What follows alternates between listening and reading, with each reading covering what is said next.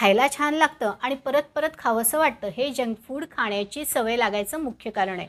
खरं तर ही अशीच सवय आपल्याला लागावी असे पदार्थच मुद्दामून या जंकमध्ये वापरले जातात. घरचं अन्न खायला नको वाटतं, पण जंक मात्र चालतं. कारण हॉटेलमधलं, स्टॉलवरचं चायनीज, बर्गर, नूडल्स या सगळ्यांना आपल्या घरी बनवलेल्या पदार्थापेक्षा एक वेगळी चव असते. आणि ती वेगळी असण्याचं कारण म्हणजे या जंकमध्ये वापरलेलं अजिनोमोटो म्हणजे मोनोसोडियम ग्लुटामेट. हे पदार्थाची चव वाढवणारं म्हणजे फ्लेवर एन्हान्सर म्हणून वापरलं जातं. याच्या वापरानं पदार्थाची जी चव आहे, जी नैसर्गिक चव आहे, ती थोडी जास्त तीव्र होते.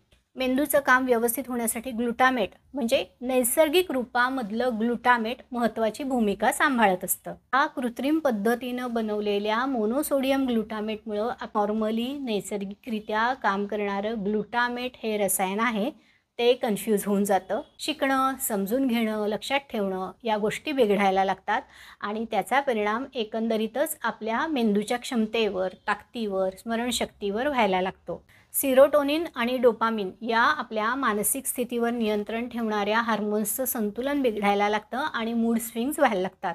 डोकेदुखी, चक्कर येणं, झोप न लागणं अशी सुद्धा लक्षणं दिसायला लागतात.